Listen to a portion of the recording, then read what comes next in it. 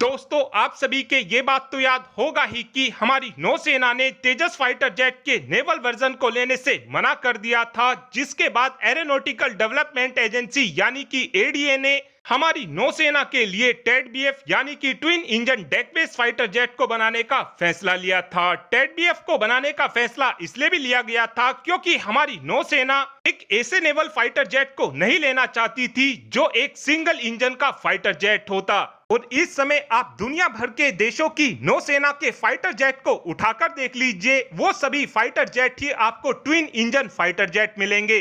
चाहे उसमें अमेरिका की नौसेना का F-18 सुपर हॉर्नेट हो, चाहे उसमें रशिया की नौसेना का MiG-29 के फाइटर जेट हो, चाहे उसमें फ्रांस की नौसेना का रफाल मरीन हो, ये सभी के सभी fighter jet twin engine fighter jet हैं। ट्विन इंजन फाइटर जेट का ही इस्तेमाल नौसेना इसलिए भी करती है क्योंकि जहां पर एयरफोर्स के पास काफी लंबा चौड़ा रनवे होता है अपने फाइटर जेट को उड़ाने के लिए, वहीं पर नौसेना के पास केवल 150 से 200 मीटर का ही रनवे होता है फाइटर जेट को टेक ऑफ और लैंड कराने के लिए।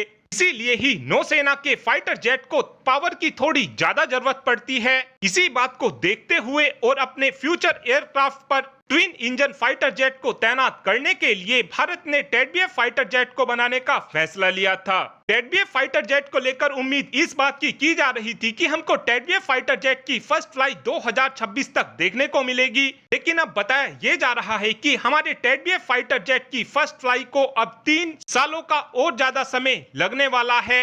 यानी कि अब हमको टेडबीएफ फाइटर जेट की फर्स्ट फ्लाइट 2029 तक देखने को मिलेगी। टेडबीएफ फाइटर जेट के फिलहाल स्टेटस को देखा जाए तो टेडबीएफ फाइटर जेट के प्रीलिमिनरी डिजाइन को पूरा कर लिया गया है और अब जल्द ही टेडबीएफ फाइटर जेट के CDR यानी कि क्रिटिकल डिजाइन रिव्यू को भी 2025 तक पूरा कर लिया जाएगा। यहाँ पर क्रिटिकल डिजाइन रिव्यू का मतलब यह होता है कि जब टेडबीएफ फाइटर जेट के डिजाइन को बनाकर तैयार कर लिया जाएगा, उसके बाद टेडबीएफ फाइटर जेट की अच्छे से जांच की जाएगी कि हमारे टेडबीएफ फाइटर जेट में कुछ कहीं पर कमी तो नहीं है, और यही सब कुछ क्रिटिकल डिजाइन रिव्यू में चेक किया जाता है। और जैसे ही क्रिटिकल डिजाइन रिव्यू पूरा हो जाता है, उसके बाद टेडबीएफ फाइटर जेट के प्रोटोटाइप को बनाना शुरू कर दिया जाएगा।